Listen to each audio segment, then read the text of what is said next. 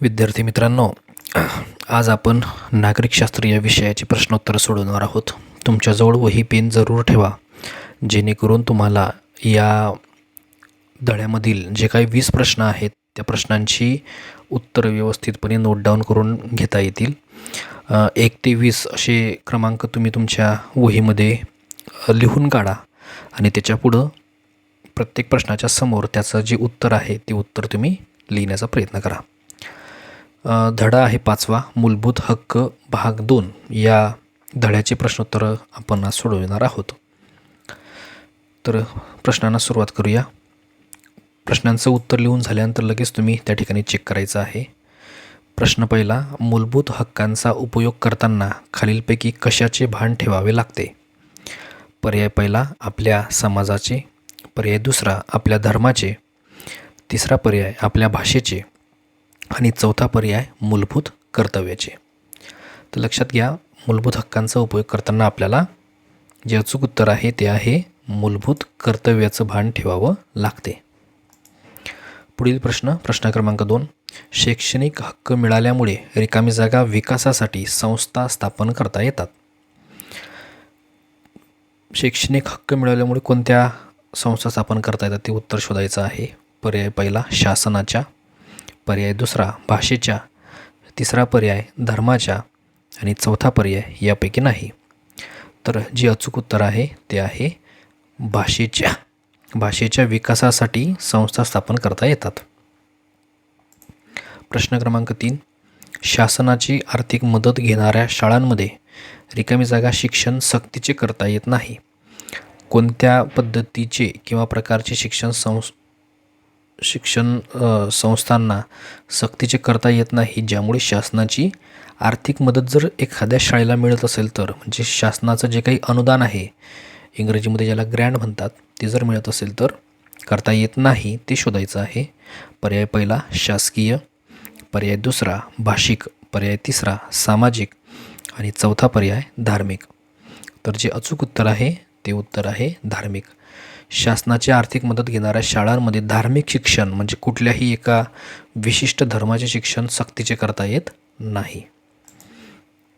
प्रश्न क्रमांक 4, धार्मिक कर लादण्यास कोण प्रतिबंध करते? पर्याय पहिला, शासन. पर्याय दुसरा, अर्थव्यवस्था. तिसरा पर्याय, संविधान. आणि चौथा पर्याय, समाज. तर धार्मिक कर लादण्यास अचूक उत्तर आहे संविधान प्रतिबंध करते. प्रश्न क्रमांक 5, संविधानाने रिकामी जागा इतक्या भाषांना मान्यता दिली आहे. तर भारतीय संविधानानं जेवढ्या भाषांना मान्यता दिलेली आहे त्यांची संख्या आपल्याला शोधायची आहे. पर्याय पहिला, 22. पर्याय दुसरा, 25. तिसरा पर्याय, 27. चौथा पर्याय, 30. तर संविधानानं 22 भाषांना मान्यता दिलेली आहे. प्रश्न क्रमांक 6, खालील 2 विधानांपैकी योग्य विधान निवडा. या ठिकाणी ए आणि बी अशी 2 विधान दिलेली आहेत. त्यापैकी कोणतं बरोबर आहे किंवा चूक आहे ते आपल्याला शोधायचं आहे. विधान क्रमांक ए, संविधानाने लोकसमूहांना सांस्कृतिक वेगळेपण जपण्याचा अधिकार दिलेला आहे.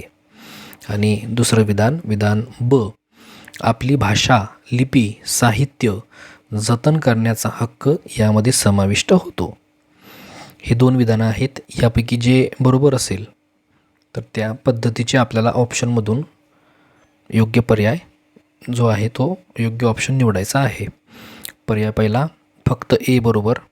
पर्याय दुसरा, फक्त बी बरोबर. पर्याय तिसरा, दोन्ही विधाने बरोबर. आणि चौथा पर्याय, दोन्ही विधाने चूक. तर जर 2 विधानं आपण व्यवस्थित काळजीपूर्वक निरीक्षण करून बघितले तर आपल्या लक्षात येईल की दोन्ही विधानं ही बरोबर आहेत.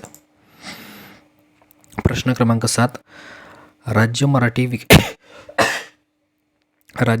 विकास संस्था, भाषा संचालनालय या संस्था कोणत्या भाषेच्या संवर्धनासाठी महाराष्ट्र शासनाने निर्माण केलेल्या आहेत? पर्याय पहिला, हिंदी. दुसरा पर्याय, इंग्रजी. तिसरा पर्याय, मराठी. आणि चौथा पर्याय, कन्नड. तर जे अचूक उत्तर आहे ते आहे मराठी. ह्या दोन्ही ज्या संस्था आहेत, पहिली संस्था राज्य मराठी विकास संस्था आणि दुसरी भाषा संचालनालय ह्या दोनही संस्था मराठी भाषेच्या संवर्धनासाठी निर्माण केलेल्या आहेत. प्रश्न क्रमांक 8. बेकायदेशीर अटक व स्थानबद्धता यांपासून नागरिकांना संरक्षण मिळण्यासाठी न्यायालय रिकामी जागा हा आदेश देते. तर न्यायालय कुठल्या प्रकारचा आदेश देते जर एखाद्याला बेकायदेशीरपणे अटक केली किंवा त्याला स्थानबद्ध केलं तर? पर्याय पहिला देहोपस्थिती, त्यालाच दुसरा शब्द आहे बंदी प्रत्यक्षीकरण. पर्याय दुसरा मनाई हुकूम. तिसरा पर्याय अधिकार पृच्छा आणि चौथा पर्याय यापैकी नाही. तर जे अचूक उत्तर आहे ते आहे देहोपस्थिती किंवा बंदी प्रत्यक्षीकरण. प्रश्न क्रमांक 9. भारतामध्ये किती भाषा बोलल्या जातात? पर्याय पहिला 1000, पर्याय दुसरा 1600, तिसरा पर्याय 1652 आणि चौथा पर्याय 1670. तर भारतामध्ये 1652 इतक्या भाषा बोलल्या जातात. प्रश्न क्रमांक 10. लोकहितासाठी शासनाला एखादी कृती करण्यासाठी दिला जाणारा न्यायालयाचा आदेश कोणता? पर्याय पहिला परमादेश, पर्याय दुसरा प्रतिषेध, तिसरा पर्याय मनाई किंवा हुकूम आणि चौथा पर्याय उत्प्रेक्षण. तर लोकहित, एखाद्या बाबीमध्ये जर लोकहित, लोकांचं हित लपलेलं असेल तर शासनाला कृती करण्यासाठी दिला जाणारा जो काही न्यायालयाचा आदेश आहे, म्हणजे लोकहितासाठी शासनाने त्या बाबतीत कृती केली पाहिजे अशा उद्देशासाठी जो दिला जाणारा आदेश आहे त्याला म्हणतात परमादेश. प्रश्न क्रमांक 11. संविधानाने दिलेल्या हक्काचा भंग झाल्यास त्याविरुद्ध न्यायालयात दाद मागण्याच्या अधिकाराला रिकामी जागा असे म्हणतात. त्याला काय म्हणतात ते शोधायचं आहे. पर्याय पहिला न्यायालयात जाण्याचा हक्क, पर्याय दुसरा न्यायालयात दाद मागण्याचा हक्क, पर्याय तिसरा संविधानात्मक उपाययोजनांचा हक्क आणि चौथा पर्याय यापैकी नाही. तर लक्षात घ्या, एखाद्या व्यक्तीचा जर हक्कभंग झाला, म्हणजे त्याचा मूलभूत हक्काचा भंग जर झाला तर त्याविरुद्ध न्यायालयात दाद मागण्याच्या अधिकाराला म्हणतात संविधानात्मक उपाययोजनांचा हक्क. राज्यघटनेतील कलम 32 मध्ये हे दिलेलं आहे. प्रश्न क्रमांक 12. खालील दोन विधानांपैकी योग्य विधान निवडा. ए आणि बी असे दोन विधान दिलेलं आहेत. त्यापैकी कोणतं बरोबर आणि कोणतं चूक ते आपल्याला निवडायचं आहे. विधान ए, भारतीय नागरिकांना धार्मिक स्वातंत्र्याचा हक्क दिलेला आहे. आणि विधान बी, विशिष्ट धर्माला प्रोत्साहन देण्यासाठी शासनाला धार्मिक कर लादता येतो. तर ही दोन विधानं आहेत. पर्याय आहेत बघा, फक्त ए बरोबर, दुसरा पर्याय फक्त बी बरोबर, तिसरा पर्याय दोन्ही बरोबर आणि चौथा पर्याय दोन्ही चूक. तर यापैकी जे अचूक उत्तर आहे त्या अगोदर आपण विधान एकदा पुन्हा बघूया. बघा, भारतीय नागरिकांना धार्मिक स्वातंत्र्याचा हक्क दिलेला आहे, हे विधान बरोबर आहे. आणि दुसरं विधान जे आहे की विशिष्ट धर्माला प्रोत्साहन जर द्यायचं असेल तर त्यासाठी शासनाला धार्मिक कर लादता येतो. तर लक्षात घ्या, या ठिकाणी धार्मिक कर हा शासनाला लादता येत नाही. म्हणजे फक्त ए विधान जे आहे ते बरोबर आहे, बी विधान हे चूक आहे. प्रश्न क्रमांक 13. रिकामी जागा हे एक जगातील महत्त्वाचे धर्मनिरपेक्ष राष्ट्र आहे. पर्याय पहिला इंग्लंड, दुसरा भारत, तिसरा पर्याय अमेरिका आणि चौथा पर्याय चीन.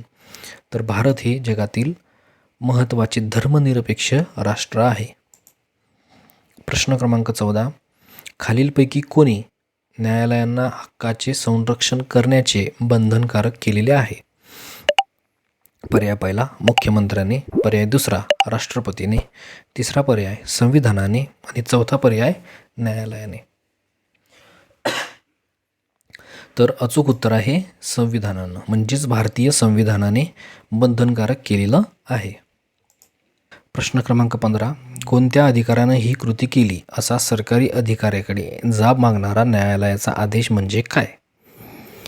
पर्याय पहिला अधिकार पृच्छा, पर्याय दुसरा परमादेश, तिसरा पर्याय प्रतिषेध आणि चौथा पर्याय उत्प्रेक्षण. तर या प्रश्नाचा जो अर्थ आहे तो व्यवस्थित जरा समजून घ्या. एखाद्या शासकीय अधिकाऱ्यानं जर कृती ती बरोबरची असेल किंवा चुकीची असेल ती केलेली असेल आणि त्या विरोधात जर एखाद्या नागरिकानं एखाद्या व्यक्तीनं जर न्यायालयात दाद मागितली तर न्यायालय त्या अधिकाऱ्याविरोधात अशा पद्धतीचा आदेश काढते, तर त्या आदेशाला म्हणतात अधिकारपृच्छा. प्रश्न क्रमांक 16. कनिष्ठ न्यायालयाने दिलेला निर्णय रद्द करून वरिष्ठ न्यायालयात खटला दाखल करण्यासाठी रिकामी जागा हा आदेश देऊ शकते. पर्याय पहिला प्रतिषेध, पर्याय दुसरा परमादेश, तिसरा पर्याय उत्प्रेक्षण आणि चौथा पर्याय अधिकारपृच्छा. तर या ठिकाणी जे काही अचूक उत्तर आहे ते आहे उत्प्रेक्षण. प्रश्न क्रमांक 17. मूलभूत हक्कांना न्यायालयाचे संरक्षण मिळाल्याचा खालीलपैकी कोणता फायदा होतो?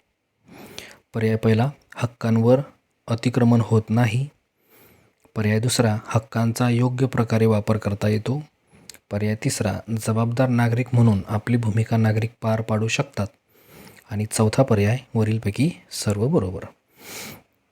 तर हे जी 3 विधानं आहेत हे 3ही विधानं बरोबर आहे, म्हणजे वरीलपैकी सर्व विधानं ही बरोबर आहेत. प्रश्न क्रमांक 18. हक्कांसंबंधीची आपली तक्रार खालीलपैकी कोण विचारात घेते? पर्याय पहिला संविधान, पर्याय दुसरा राष्ट्रपती, पर्याय तिसरा न्यायालय आणि चौथा पर्याय यापैकी नाही. जर आपले मूलभूत हक्क जे आहेत त्या संदर्भात काही आपली तक्रार जर असेल, जर एखाद्याने त्याचं उल्लंघन वगैरे केलं तर ती तक्रार कोण विचारात घेते? तर त्याचं जे अचूक उत्तर आहे ते आहे न्यायालय. या ठिकाणी सर्वोच्च न्यायालय असेल किंवा प्रत्येक राज्यामध्ये नेमलेलं उच्च न्यायालय असेल, ही आपली तक्रार जी आहे ते विचारात घेते. प्रश्न क्रमांक 19. मराठी भाषेच्या विकासासाठी शासनाने खालीलपैकी कोणत्या संस्थांची स्थापना केली आहे? पर्याय पहिला स्वतंत्र भाषा संचालनालय, पर्याय दुसरा महाराष्ट्र राज्य साहित्य संस्कृती मंडळ, पर्याय तिसरा राज्य मराठी विकास संस्था आणि चौथा पर्याय वरीलपैकी सर्व. तर मराठी भाषेच्या विकासासाठी महाराष्ट्र शासनानं हे जे 3 पर्याय आहेत, पहिले 3, या 3ही संस्थांची स्थापना केलेली आहे, म्हणून याचं जे अचूक उत्तर आहे ते आहे वरीलपैकी सर्व. प्रश्न क्रमांक 20. कनिष्ठ न्यायालयाने आपल्या अधिकार क्षेत्राच्या पलीकडे जाऊ नये म्हणून न्यायालय खालीलपैकी कोणता आदेश देऊ शकते? पर्याय पहिला अधिकारपृच्छा, पर्याय दुसरा उत्प्रेक्षण, पर्याय तिसरा देहोपस्थिती आणि चौथा पर्याय मनाई हुकूम. तर या प्रश्नाचा अर्थ जरा समजून घ्या. कनिष्ठ न्यायालय आणि वरिष्ठ न्यायालय, समजा जिल्हा पातळीवरचं न्यायालय आहे आणि राज्य पातळीवरचं ज्याला आपण उच्च न्यायालय म्हणतो ते आहे. या दोन्हींचा आपण जर विचार केला तर उच्च न्यायालय हे वरिष्ठ पातळीवरचं आहे, जिल्हा न्यायालय हे कनिष्ठ पातळीवरचं आहे. आता या ठिकाणी समजा जिल्हा पातळीवरच्या न्यायालयानं त्यांची जी काही अधिकार कक्षा आहे त्या क्षेत्राच्या पलीकडे जाऊ नये म्हणून उच्च न्यायालय जे आहे ते जिल्हा न्यायालयाला काहीतरी आदेश देईल, त्या आदेशाला काय म्हणतात असा आपल्याला प्रश्न विचारलेला आहे. तर याचं जे काही अचूक उत्तर आहे ते आहे मनाई हुकूम. तर अशा पद्धतीनं आपण 20 प्रश्न जे आहेत ते या ठिकाणी घेतलेले आहेत. तुम्हाला 20पैकी किती बरोबर प्रश्नांची उत्तर आली ती कमेंट बॉक्समध्ये नक्की कळवा. भेटूया पुढच्या व्हिडिओमध्ये.